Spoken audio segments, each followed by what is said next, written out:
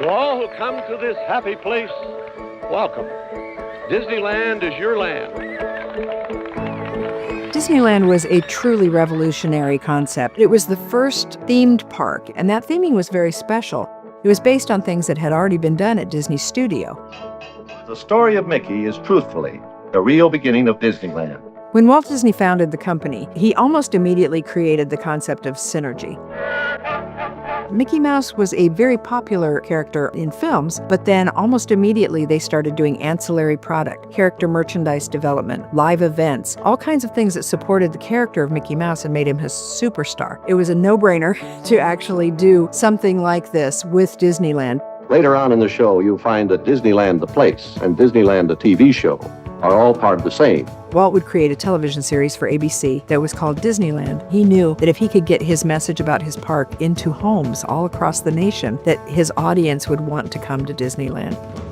The plaza, or the hub, is the heart of Disneyland. There were actually more than 100 layouts for Disneyland. Ultimately, Marvin Davis, who did those layouts, landed on this central area that became the core, and it made it easy for people to traverse around the park from land to land and still know where that common center was. When Walt Disney first started designing the park, he hired away his own animators from their own jobs. He wanted to get a group of people together that could come up with a new way to tell stories in an immersive way, more holistically, using science and art to tell those stories in combination to really inspire a new way of experiencing stories that our guests hadn't had the ability to do prior. By focusing on storytelling, that really had never been done before. And amusement parks prior, it was all about attractions and games. And he really understood that immersing people and moving beyond just the attraction, but creating themed area development and landscaping and architecture and making sure the cast members were dressed to be within that story, making sure our food and beverage and our merch all added to that story.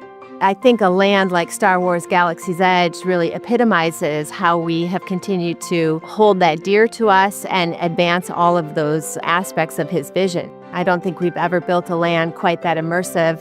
When Disney Experiences is putting together a new experience for guests, oftentimes we partner with different areas of our company around the world. And honestly, if we don't have the technology in one of those units, we'll just invent it. Come on, presto, move.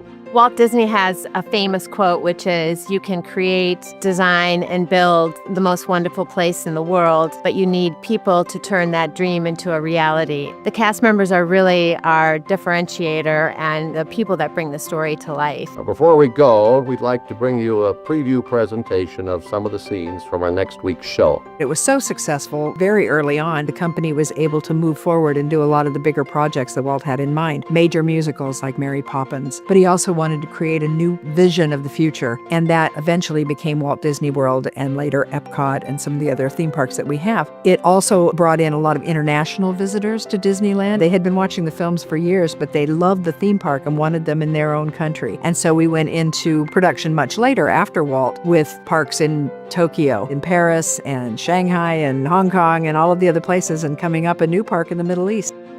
It gave the audience of Disney a taste for immersive and live entertainment, which gave birth to things like the Disney Cruise Line, which is highly successful.